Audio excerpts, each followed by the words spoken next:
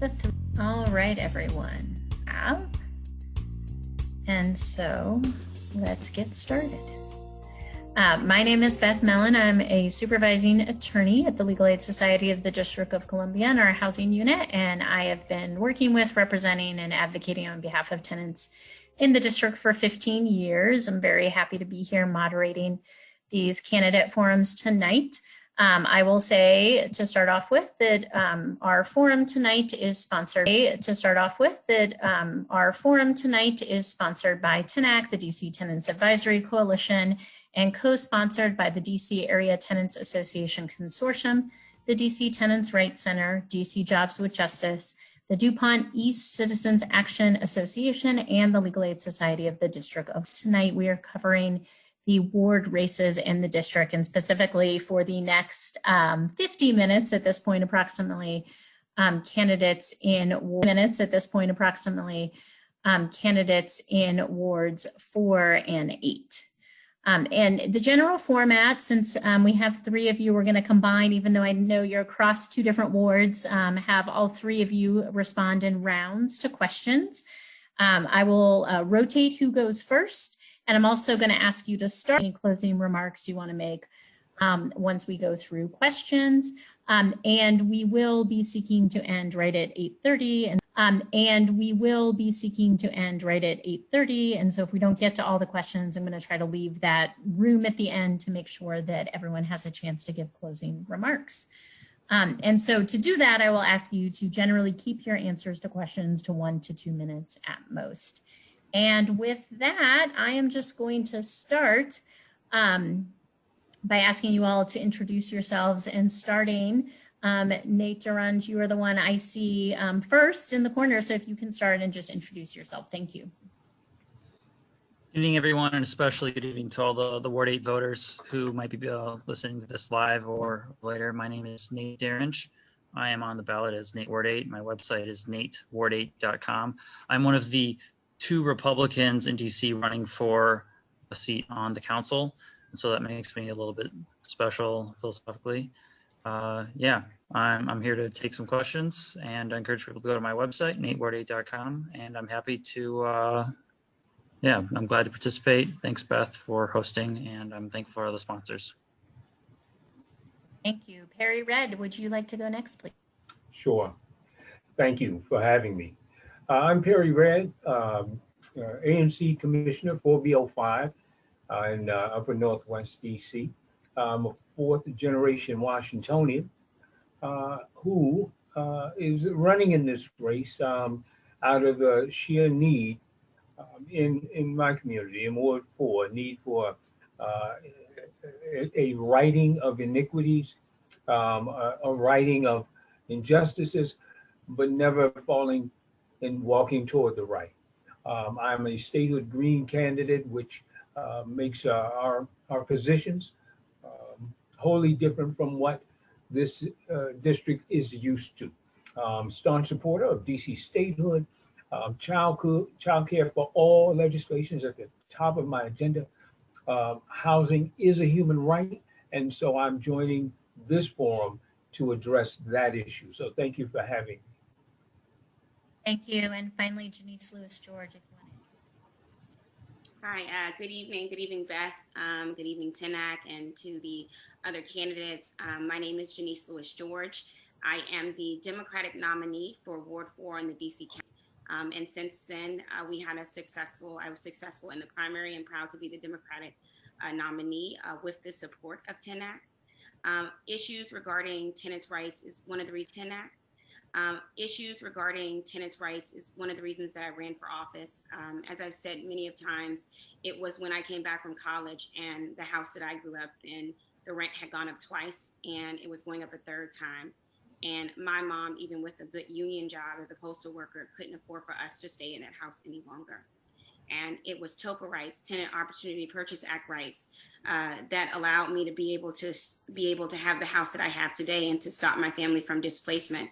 And so the grave disservice that happened when the council took away TOPA rights from single family renters was something that was on the list of things that really pissed me off and prompted me to run.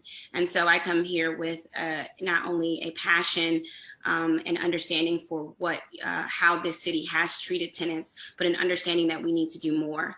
I am a candidate in my race. I have testified over twice at this point. I testified last November regarding the entire reclaimed rent control. I also just testified on September 24th regarding reclaimed rent control support.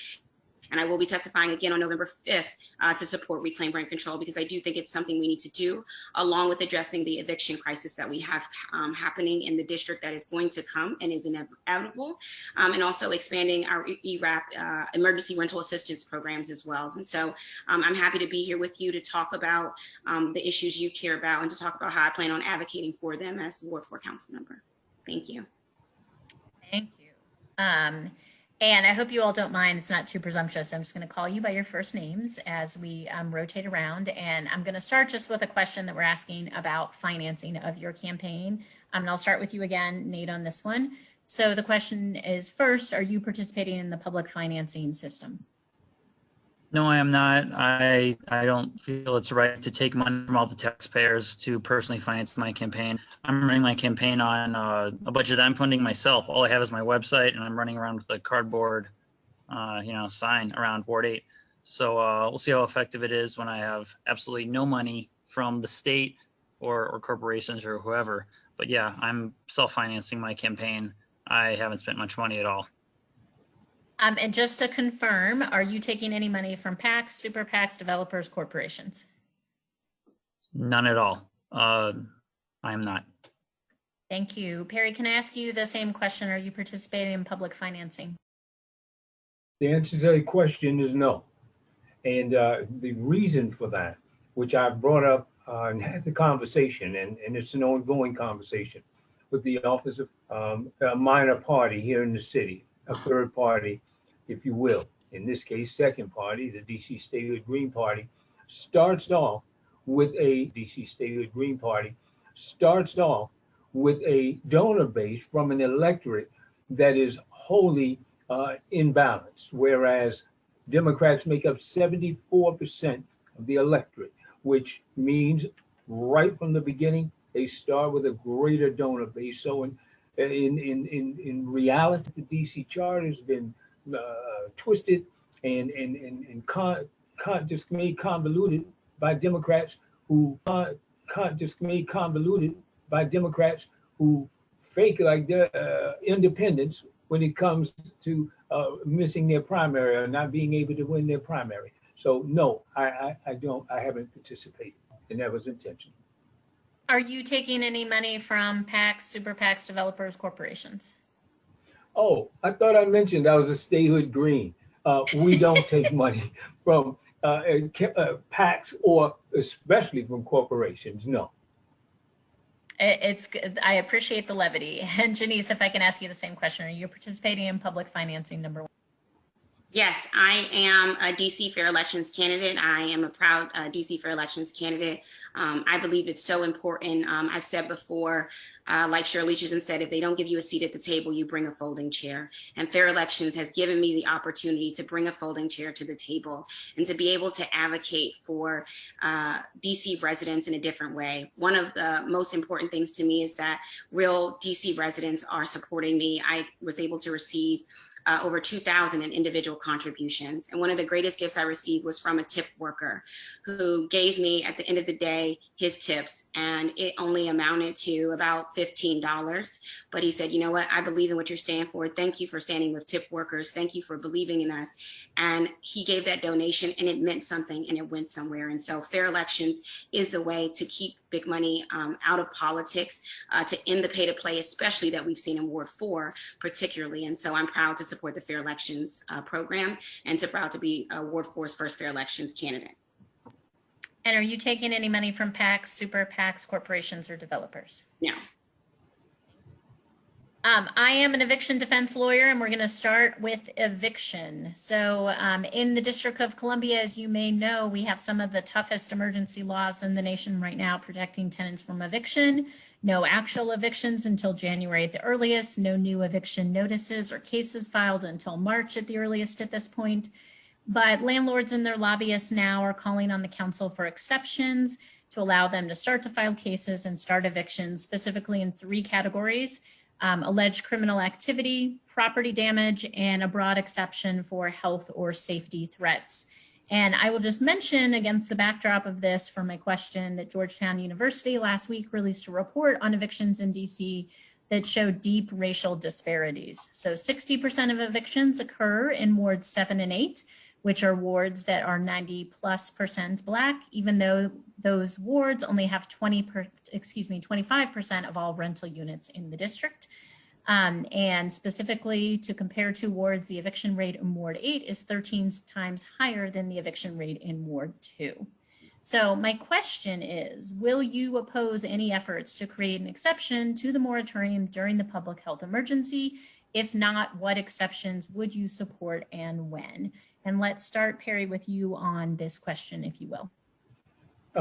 For me, exceptions would be little to none. And the reason why is we are living in an abnormal time in history, and it calls for abnormal responses. And that means evictions have to be stayed, the moratorium has to be full in order to exact fairness. One of the problems I have with the exceptions are they are so broad that they are often subjective and can be subjective. And the scrutiny that's not there is problematic on its face. So I oppose these exemptions. As a matter of fact, I'm advocating right now for a mental health charge. Wait till you hear this. A mental health charge who was to be evicted by the Department of Disability Services during COVID after being in their care. He was housed in a congregate housing and contracted COVID. They were ready to take him to a bus station, if not for his advocate, Rhonda Hamilton, calling on yours truly to lobby members of the council to intercede and intervene. That young man would be at a bus station somewhere. So the moratorium needs to be full, complete, total, and unencumbered by exceptions. Denise, your response on that, please.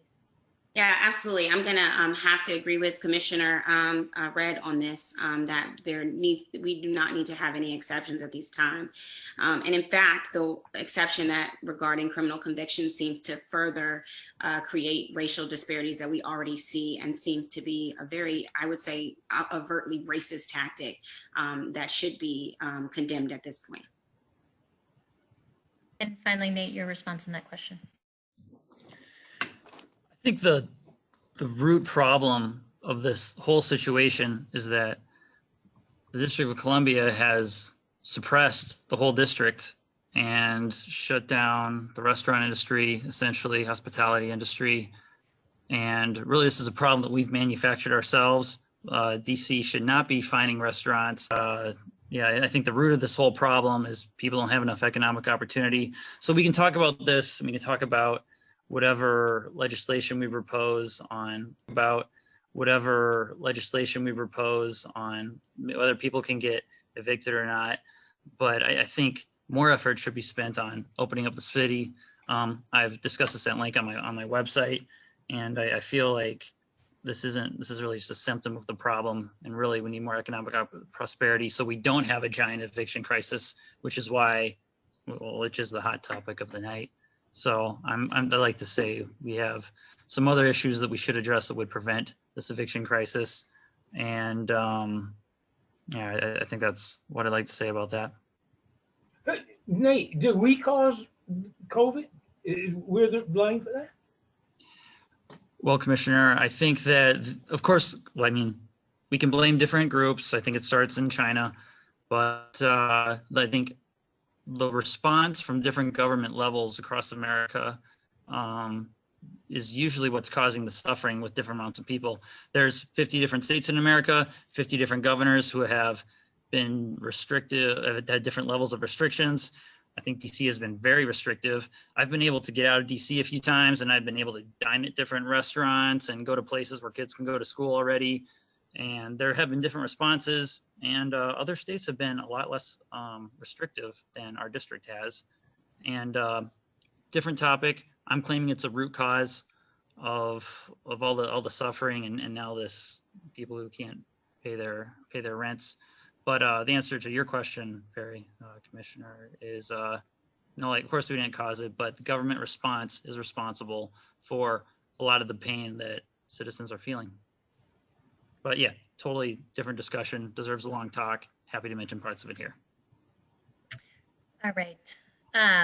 Let me move on. So last week, a DCist reporter, Josh Kaplan, published the results of a month-long investigation into service of process and eviction cases. This is how tenants are given notice in these cases, finding what can only be described as massive fraud by particular process servers. For example, in a 2-month period, there were over 600 cases with serious discrepancies, process servers claiming to be in 2 different places at the same time across town. One process server saying he served 16 tenants during a period of time when the reporter sat with him in a courtroom in Maryland. And last week, the council responded with emergency legislation to require time-stamped photographic evidence of service. The question for you all is, do you support making this legislation permanent? And are there other changes that should be made in response? And Janeese, if we can start with you on the answer to this question. Thank you. Yes, I absolutely believe that this needs to be made permanent. And I want to thank the council members who did propose emergency legislation to make that happen. And I want to say that reporting is the type of reporting we need to have. That level of investigative reporting that brings about changes. Something that I thought was so critical and so important. But we can do a lot more with landlord-tenant court. There are a lot more things that happen in landlord-tenant court that we know hurts tenants. And so I think an expansion of that, this is the moment where we look at how our landlord-tenant courts operate. We need to actually expand legal representation as it relates to landlord-tenant court. We saw that in Philadelphia. Kendra Brooks from Philadelphia was able to help and expand their legal services there. We also need to talk about the onus that comes on tenants in the process of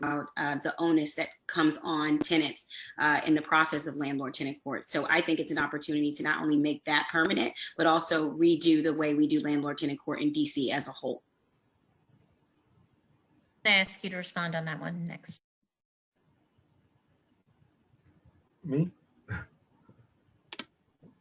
Sorry, I was saying Nate. Oh yeah, sorry, I couldn't hear you either.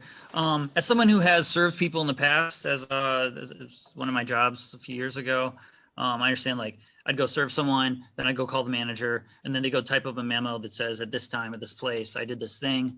That's I'm fine with making that mandatory, because it's supporting, like, the truth, the facts. So we don't have this fraud that's occurring with that process. Again, I would say there's root problems to this, which is economic opportunity, which I would say the city has unfairly, dealt a lot of the residents by shutting down different industries. But yeah, I'd say, yeah, let's make it mandatory and keep process servers honest. Barry, if you want to go last, please. Yeah. Well, I you know what? I'm just pleased as punch to be in a forum with a Democrat and a Republican. This is amazing. Nate has got me and Nate, thank you for being here, because I definitely need someone to face me from the other side of the track. Listen, the process server fraud is an amazing phenomenon. It's not unusual. We have fraud in so many different places, and to make it permanent only brings us back to where it started. And we have a Democrat establishment that has allowed this to perpetuate itself. I've been a renter basically all of most of my younger adult life. And then I was a landlord as well as I got into my elder years. Hold on, I'm not that old yet. But the fact is, landlord-tenant court is an unfair proposition. It is a nightmare for both the tenants and the landlords. Now, who do you blame there? But I'd like to see it made permanent. And of course, process servers get away with I almost said murder, get away with fraud. Yes, it needs to be policed. And when you come out of the office of the Attorney General, we have to look back at what we're not prosecuting. And DC has been irresponsible. So I'm glad that emergency legislation went forward. Thank you, Janeese.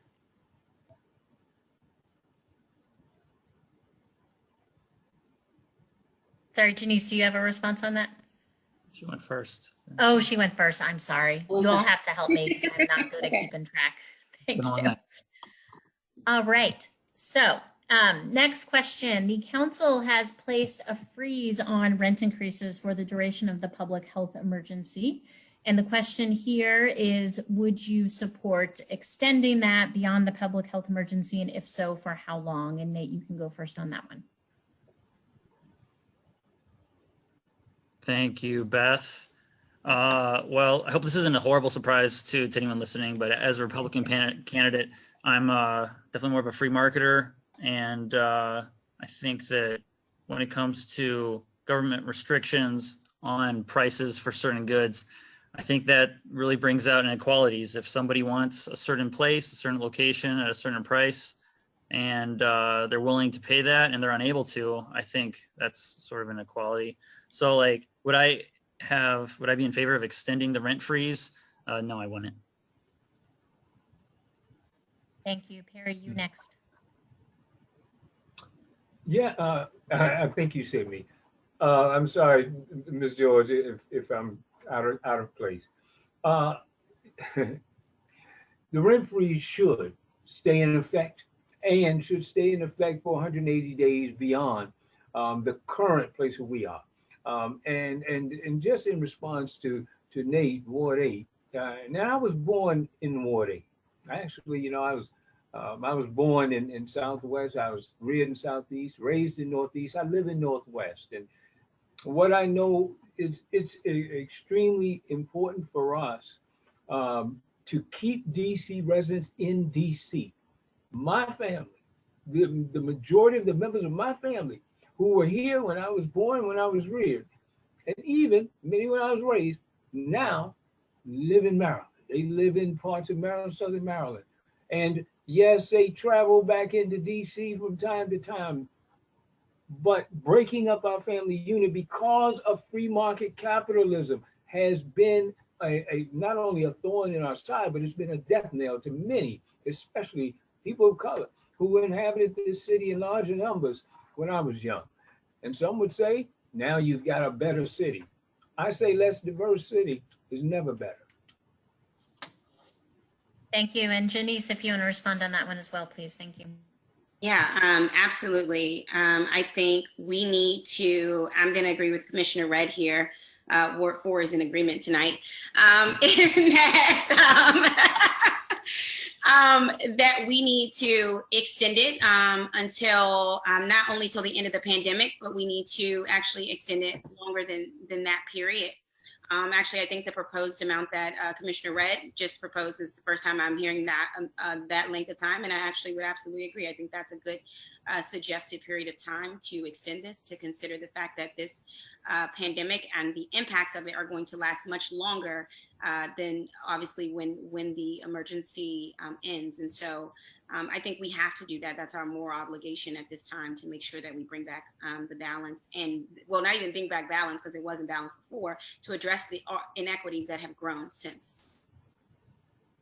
Thank you. Let's talk about rental assistance. I know this has already been mentioned. So we have national organizations that have come out with estimates that anywhere from 40 to 60,000 district residents may be at risk of eviction when the public health emergency ends, and that they will need anywhere from $80 to $150 million or perhaps more to catch up on their rent.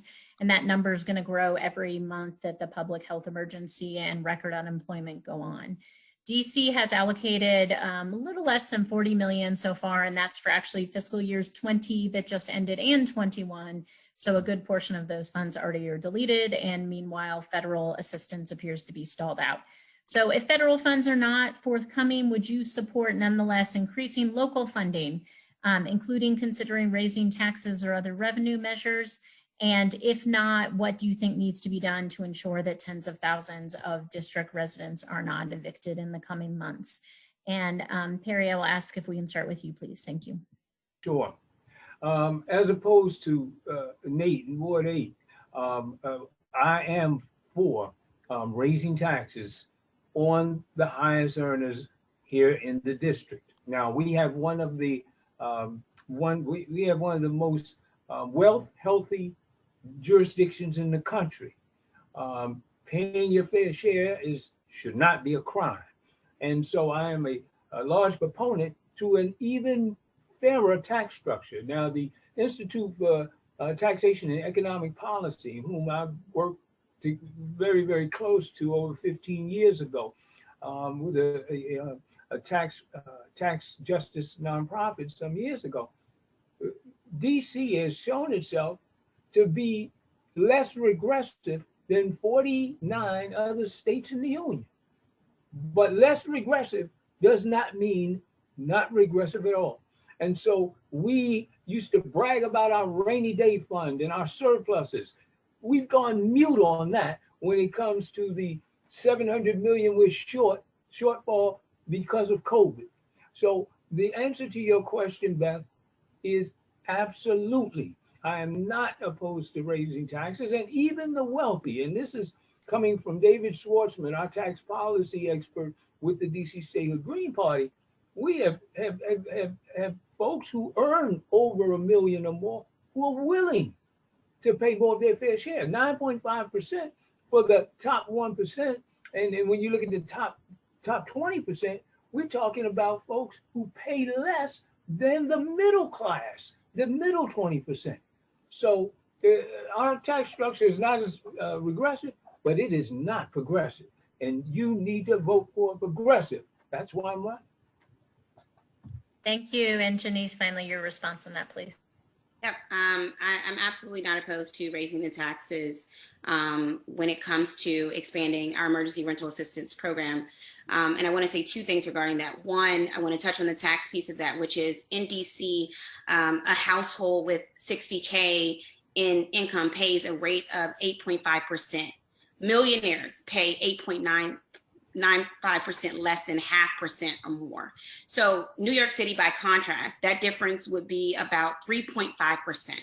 So we have a nearly flat tax, but we would have a stronger economy, stronger safety net, and would reduce the racial wealth gap if we had more graduated tax bracket system like other major cities, rather than the nearly flat tax we have right now. The second point I want to say about why it's so important for the emergency rental assistance program to be expanded, particularly here in Ward 4, we have seen issues with that, with the program and the eligibility requirements, right? Ward 4 has one of the largest Latino populations, one of the largest African immigrant populations. We also have undocumented workers who are a part of our community. And right now we've seen some issues with the eligibility requirements for ERAP that we also need to make sure is expanded. And so as Commissioner Red said, you know, we talk about this rainy day fund. It is absolutely raining right now. We need to utilize those funds. We also need to look at the capital improvement projects that can take a pause right now. Do we need a streetcar? Is that something that's necessary right now? How much do we need to expand the projects on McMillan Park right now while we're considering this, right? So there are opportunities for us to look at the capital improvement projects and take a pause on those while we make sure those in our community who are most vulnerable are not displaced, are not left homeless as a result of this crisis. Very good, Ms. George. Thank you. And then Nate, I think we still need you to respond on this one. Thank you. Thanks, Beth. First, just a broad comment. Unfortunately, my Ward 8 Democrat colleagues and independent colleagues aren't here, but I think it is special that we have a Republican, Democrat, and a Green Party, and we can talk about some really just basic economic philosophy here. So there's been a bunch of things mentioned in the past few minutes. I'm going to hit a bunch of them. First on Janeese Lewis-George, like on trolley cars that are on H Street, where we're spending $100 million next year. Let's not spend money on that. That takes up a lane. I might get my bike tires caught in it. That's really dumb, and the district shouldn't have voted on it, and that needs to go to other things. As a Republican who's like, let's have small government and not dumb spending. Yeah, dumb spending that's not even really a I don't consider it a public good. I think it's really a public kind of harm. It's not useful at all.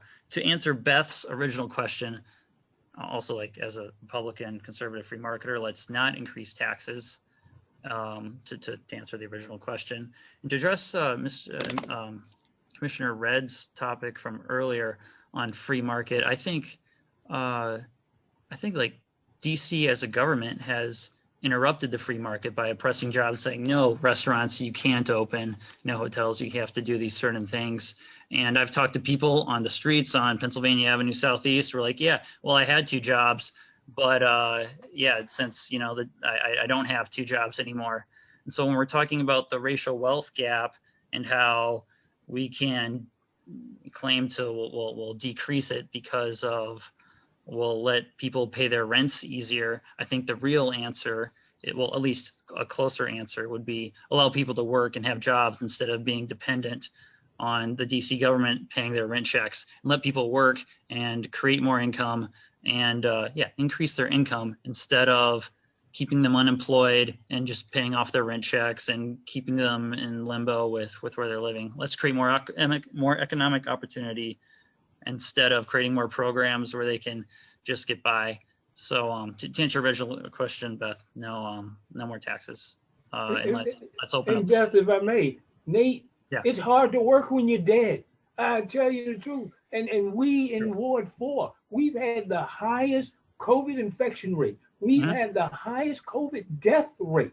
And so we've had to call, and I did specifically call out to the mayor to provide more resources here in Ward 4. I don't like my constituents going to the hospital. You know how much it costs to get an ambulance ride?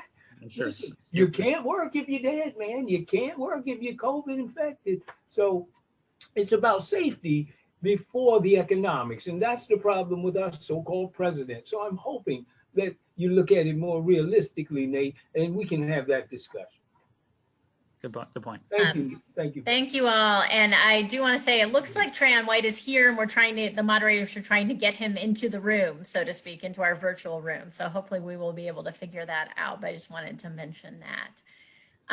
So let's turn next to, I just want to ask a question actually about landlords sharing the burden here. And I'm going to start by mentioning there was a Washington City paper article a couple months ago about landlords, owners and property managers getting these federal Paycheck Protection Program loans, which are really grants that are going to be forgiven, and not passing any of that on to the tenants in their buildings in terms of lower rent or forgiven or waived rent.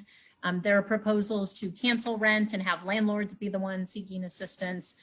There are other possibilities out there. Perhaps landlords who do get these rental assistance funds might be required to forgive some rent in exchange. And so I want to hear from you all on any proposals you would support that would involve landlords sharing a little bit more in the burden in these tough times. And starting with you, Janeese, to respond on that. Thank you.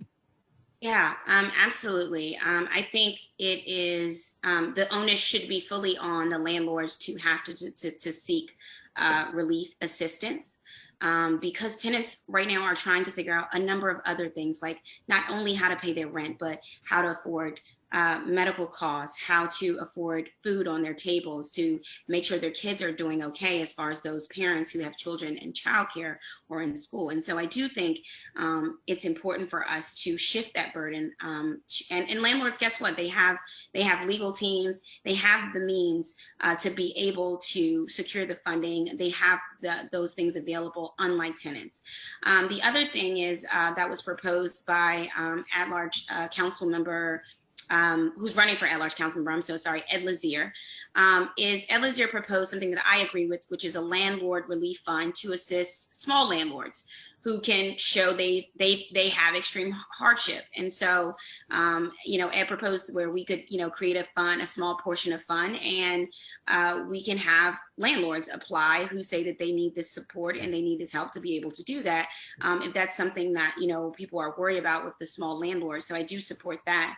But I do think we absolutely have to shift the burdens here to those who absolutely can afford it. And I'm absolutely ashamed of to know that there are some landlords who did receive relief during COVID who have not extended that relief. And I do think we need to have some a stricter legislation in place if you receive a certain funding to be able to require that.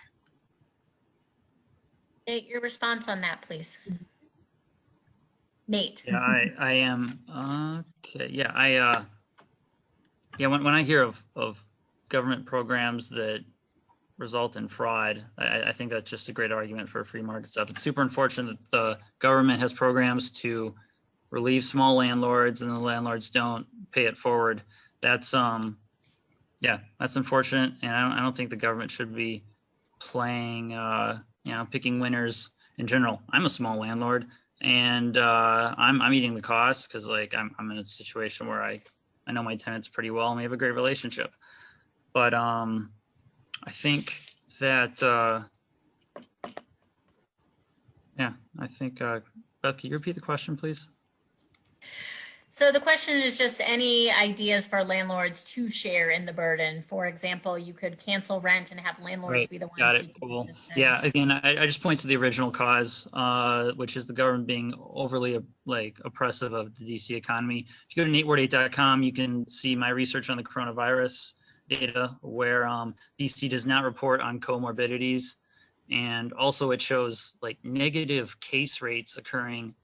And when it comes to young people who are trying to work, there are, there's only been like less than 20 people in DC under the age of 30 who have died. Death is tragic, but really DC is not being honest with the data. You can check it out on my website. You can go to coronavirus.dc.gov and look at the data yourself. But I think we can open up, and we can open up safely, and young people who are able to work and be super low risk should be able to work. And so I think let's go to the root problem instead of trying to make all these fixes with the government that'll just further cause disagreements. That's what I have. What are you saying is the root problem? I'm saying the council and mayor's response suppressing industry in DC is the problem. We should, restaurants should be more open. I think schools are now going to open in November, but the other states were way more open than DC, and they had way less of an economic issue, and they have way less. And other states who are more open have less of a deficit to dig out of. So that's the root problem, that we should have been more open and not punish businesses for this and use poor data, as my website shows, and I'm happy to talk about now. That was a great question Ms. George just asked, because Nate, you're missing the whole point of this. The culprit in this is a transmissible virus. It's not shutting down the economy. And we're talking about housing. It's difficult for a parent to take care of their child when they're in intensive care. And I've got a comorbidity, the color of my skin. Listen, man, I go out, and if I'm stopped by police, God knows, and I've got 13 grandchildren. And when I leave out of the house, I tell my family, I don't know if I'm ever coming back. So I teach my children well before I leave the house. It's a serious issue. The money, listen, back in the day, we used to say, on 18th and D, all money ain't good money. And the fact is that you make money when you're healthy. You make money when you can work and have a peace of mind. When you have COVID, you don't have a peace of mind. And comorbidities, you got to remember this. It's just like me being black, man. Before I was walking just fine. When the police got me, all of a sudden my face is in the concrete. And the same thing for COVID. Yes, I had a comorbidity. I had diabetes before I got COVID. But when I got COVID, it just compounded the problem. So you must place the blame where it truly belongs, on the transmissible virus, not on the shutdown, the response to it. Oh, and the answer to your question, Beth. Yes. Yes. Oh, hey, I feel like Nate. What was that question? But no, Having a good time. I do. I definitely believe that landlords should not have gotten those in their portfolio, because they're prosecuting small folks that got $10,000 loans, and my nonprofit got along, and it saved us. We have a very small budget for, and it saved us. We have a very small budget for a local DC advocacy and education organization. Workers' rights is, that's my bread and butter. That is why I'm in this battle. So no, they shouldn't have. Thank you. And this may be.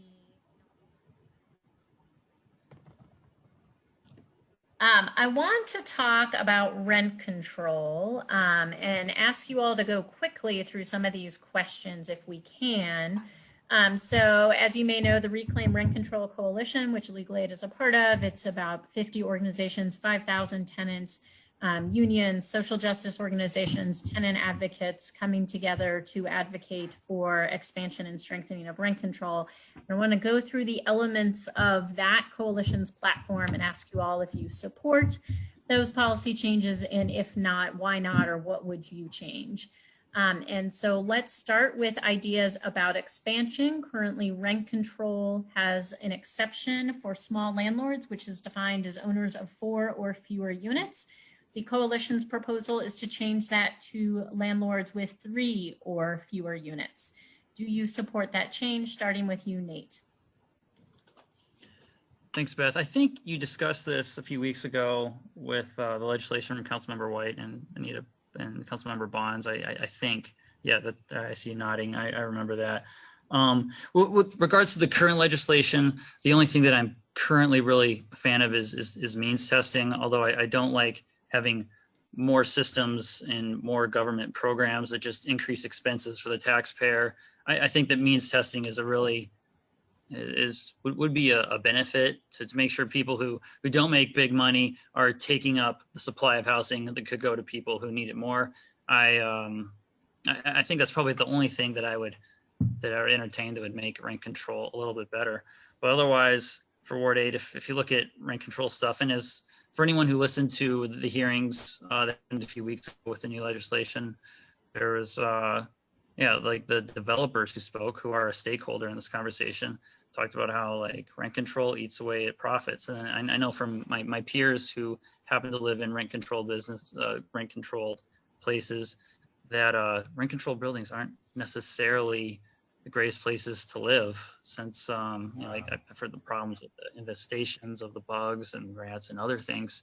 And so I would advocate for a radical change, which would be a system that says, like, yeah, there's no more rent control, and that just more market pricing. And so maybe people have to move, but I think that will allow management to have places that are livable and not disgusting places to live. And so that would be my solution to the problem. And I guess I would just advocate for, I would entertain means testing as my other implementation to the program. I'm going to ask you, Perry, to respond to the question, but I will say, since Nate gave a very broad response and we're running out of time, if the two of you want to give broad responses, you can go ahead. So why don't you say what you want to say, and let's see where that takes us. I'll be as brief as possible. It's impossible for me. Listen, as a commissioner, I've had the opportunity to encounter folks who need help in order to live. I believe 3 things are a basic human right, and that's housing, shelter, and food. And,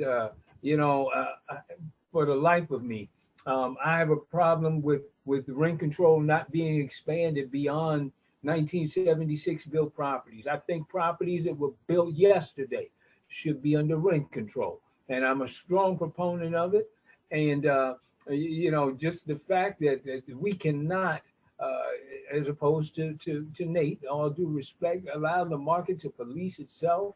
Those are insane propositions that have only poisoned the people who need housing. And understand this, Nate, if people don't have a place to live, they can't afford a place to live, and the landlord's got to find somebody to occupy their dilapidated properties. We've got slumlords who haven't been prosecuted by the OAG's office. The OAG's office has half-ass prosecuted many of these landlords who have allowed, look, right here in my ward, right here on 9th and Kennedy, We watched the landlord allow the place to be to go into condemnation, holes in the ceiling, graduate, just so that he can sell it for a condo. Same thing with Miss George and I were in the same place right on 3rd Street, 3rd and Hamilton. When these people who lived in this property were basically they were moved out by a landlord who didn't even make repairs, and that landlord should be in jail right now. And Janeese, how would you like to respond?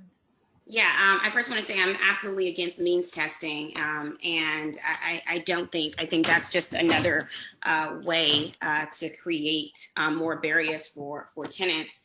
So I wanted to respond to Nate, and for that, I would like to say that I'm absolutely in support of the entire reclaim rent control platform.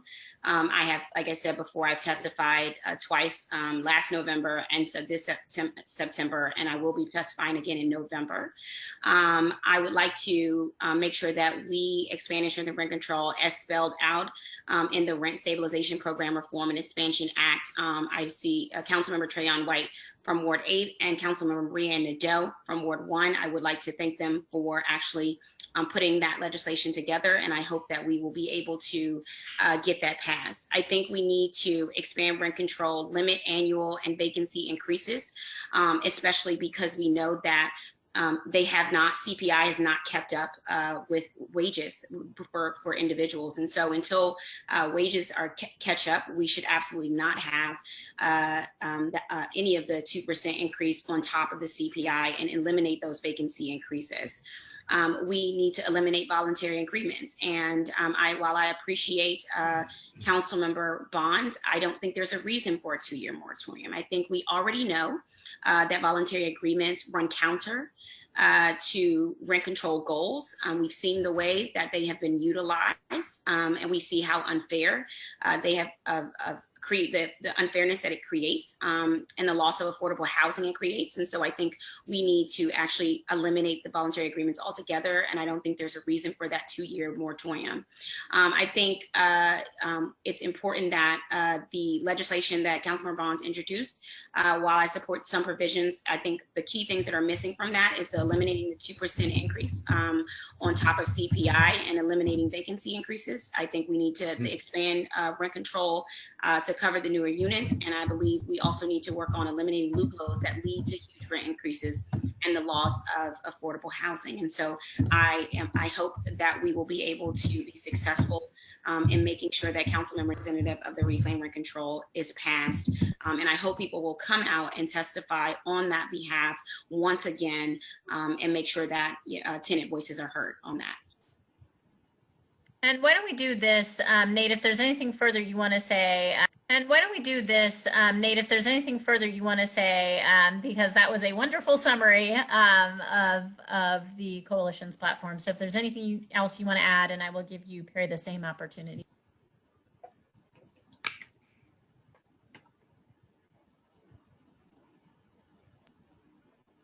You are muted, Nate. Guys, thank you very much, Beth. Quickly on blaming everything on COVID. It's not like 100% blame on COVID. Like COVID is to blame partially, but there's also some blame to spend on how different local municipalities have reacted to COVID. And we live in a place with federalism. There's different states who react different ways. And so, yeah, you can see how different places react, and different places that are more open have been a little bit different, but that's a separate conversation. Otherwise, it's been great hearing about the different issues resulting in with the most recent rent control legislation and just our local economy and things. But yeah, I don't think I have anything else to conclude, but it's been great talking with all of you. It's been lively, and nateward8.com is available if you guys want to see my research on coronavirus data that the city has produced.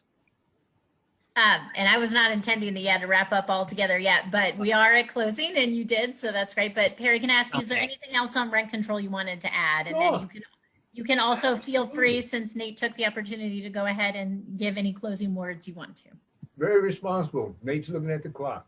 Listen, I'm in full support of the reclaimed rent control platform.